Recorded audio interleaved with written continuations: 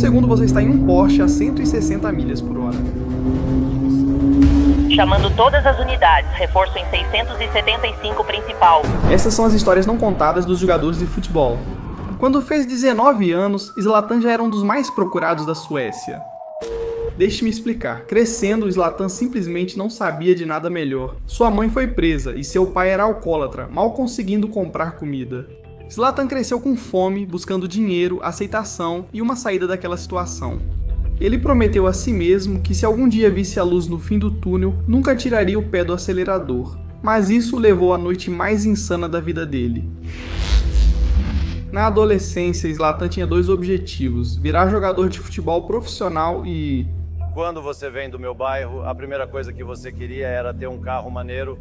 Jogar em clubes de base e tentar se destacar não dava certo, ele precisava de dinheiro. Começou a trabalhar no porto local, mas em segredo levava uma vida dupla, e para comer passou a cometer crimes, como roubo de bicicletas e furtos em lojas. Com o tempo, o dinheiro e a adrenalina tornaram-se um vício, assim sua carreira no futebol foi diminuindo enquanto o crime o ajudava a sobreviver até alcançar um de seus objetivos. Eu comprei um Porsche Turbo com o meu último dinheiro. Assim que ele comprou isso, se tornou o maior erro da vida dele. Eu estava dirigindo por aí. Eu estava dirigindo rápido porque eu gostava da adrenalina. Então, de repente, a polícia começou a me perseguir. Então eu te pergunto agora, você acha que eu parei ou não? Eu não parei. Eu dirigi até encontrar aquele túnel embaixo da rodovia e fiquei esperando lá e eles continuaram indo. O coração de Zlatan batia forte, pois ele conseguiu escapar. Naquela noite, ao deitar, toda sua vida passou diante de seus olhos. Zlatan ficou assustado porque aquela sensação de adrenalina era algo que ele nunca conseguiria deixar para trás. Naquele momento, ele decidiu canalizar seu instinto assassino para o campo, buscar seus objetivos e se tornar um dos atacantes mais letais do futebol. E agora, quando você vê Zlatan dominando, saiba que foi em uma noite com uma decisão que nasceu uma lenda.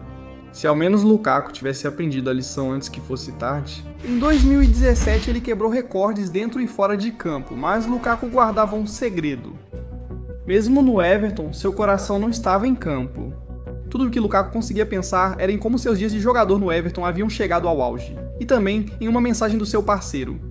Então Lukaku pensou muito e percebeu que era hora de mudar. Então, no dia 1º de julho, Lukaku arriscou sua carreira, pediu uma transferência e planejou umas férias. Afinal, que lugar melhor para refletir e relaxar do que o principal estado das festas nos Estados Unidos da América? Então Lukaku fez as malas, pegou um voo e deixou o país. Lukaku e Pogba chegaram a Beverly Hills, alugaram uma mansão de cinema e aguardaram ansiosos pela transferência de Lukaku. Era oficial, Lukaku e Pogba eram companheiros de equipe, e todo mundo conhece esses caras, mano. Eles não iam simplesmente encerrar a noite, eles tinham que comemorar. Ali mesmo as coisas se animaram.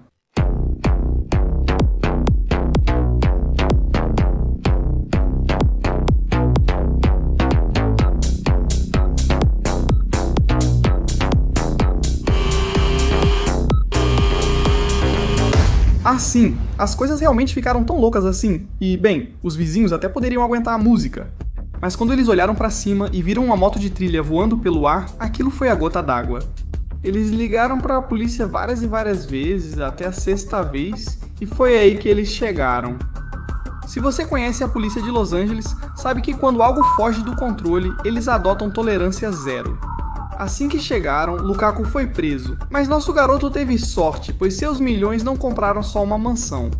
Compraram advogados para ele. Então tudo o que custou para Lukaku foi uma multa, mas o que Sérgio Ramos fez quase custou a vida dele. Veja, Ramos sempre foi um cara selvagem, e crescendo em Sevilha, Ramos queria arriscar tudo pela emoção. Mas seus pais temiam um dia ouvir sobre um acidente grave. Eles fizeram o irmão mais velho de Ramos convencê-lo a tentar o futebol e entrar em um clube juvenil. Para Ramos, jogar esse esporte nunca era suficiente. Ele estava se destacando e mesmo assim sentia que esse esporte não tinha o perigo pelo qual ele ansiava. Apesar da proibição dos pais e do clube, ele decidiu andar de bicicleta escondido e de forma imprudente. Isso se tornou um vício, porque sempre que ele segurava o guidão, sentia-se invencível, até que um erro o fez pagar o preço máximo. Eu estava proibido de andar de moto desde que entrei para o clube. Depois tive um acidente terrível com meu cunhado Carlos. E eu tive que contar a verdade para Sevilha. Era inevitável. Já fazia mais de um ano e ainda era difícil para ele, pois não conseguia andar. Eu poderia ter ficado mancando para o resto da vida. Passei um ano me recuperando com dores terríveis. Achávamos que ele nunca iria se recuperar. Algumas vezes eu pensei comigo mesmo, estou tão ferrado. Contra todas as probabilidades, Ramos não só se recuperou, como se tornou um jogador de futebol ainda melhor do que jamais imaginou. E você pensaria que, depois de encarar a morte de frente, ele teria desistido dos sonhos de andar de bicicleta, mas aqui estamos em 2021, e Ramos simplesmente não conseguiu se controlar. Então, vamos apenas torcer para que ele não acabe no pronto-socorro. Como quando um jogador de futebol estava saudável num dia e no seguinte morrendo, sem explicação dos médicos.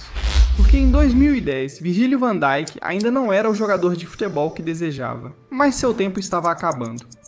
Na surdina, a família de Van Dijk estava passando por dificuldades, então ele trabalhava como lavador de pratos em meio período para ajudar a colocar comida na mesa. E foi aí que ele foi forçado a tomar a decisão mais difícil da sua vida, porque as coisas no restaurante estavam ficando agitadas, e o gerente de Van Dijk lhe deu um ultimato. Ou era o emprego, ou os sonhos dele. Mas Van Dijk sabia que nunca conseguiria viver consigo mesmo se não tentasse, então a decisão foi fácil. Ele largou o avental e arriscou tudo. Felizmente ele fez isso, pois naquele ano mudou de posição, passou a dominar o futebol e recebeu a proposta de sua vida. Foi transferido para um clube holandês e convidado para jogar pela seleção da Holanda, tornando o futuro promissor. Mas um dia, de repente, seus colegas notaram que ele agia estranho. Lá no campo, Van Dijk estava cansado e parecia meio doente, então provavelmente ele só pegou um resfriado, certo? Bem, ele avisou a todos que provavelmente era melhor ir para casa descansar e se recuperar. De volta à Hot 97. Falando em fogo, já se inscreveu no canal Kickflix?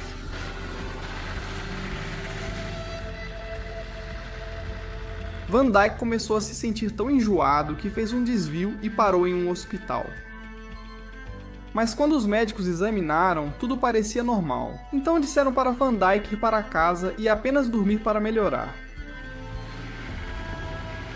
Grande erro, porque enquanto ele estava deitado, Van Dijk sentiu como se tivesse levado uma facada no peito e mal conseguia ficar de pé. Então agora ele temia pela própria vida, mas felizmente foi justamente quando a mamãe Van Dijk chegou para ver como ele estava, e assim que entrou, ele estava lutando para sobreviver, então ela não teve escolha. Assim que os médicos viram o estado de Van Dijk, eles imediatamente o levaram às pressas para a emergência porque ele estava desfalecendo.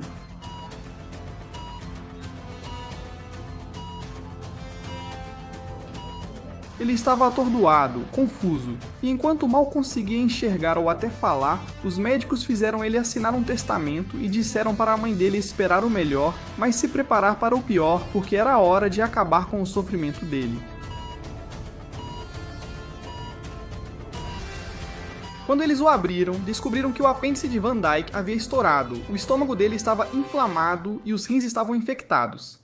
Ele estava literalmente morrendo, e se fosse outra pessoa, a história terminaria ali. Mas Van Dijk, ele é diferente. Algumas horas depois, Van Dijk acordou e tudo parecia um sonho. Mas os médicos entraram e avisaram que ele estava a segundos da morte e que salvaram sua vida. Van Dijk prometeu não tomar sua bênção como garantida, pois tudo pode acontecer a qualquer momento. Como um jogador que foi sequestrado no meio de um jogo de futebol? Sim, isso realmente aconteceu. Em 2019, estávamos na Sicília, terra da máfia, e um grupo de malucos tramando um esquema queria fazer história, porque eles sabiam que não era qualquer jogo de futebol acontecendo. Era uma final de campeonato, e todos os holofotes estariam em... Esse cara? Sim, era o último jogo da carreira dele.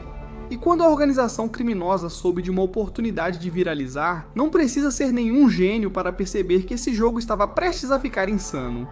A torcida estava empolgada com o time da casa prestes a ser campeão, mas ninguém queria isso mais que Ignacio Barbagallo, que buscava uma última vitória antes de se despedir do jogo. Ele não sabia que precisava se despedir de todos e tudo.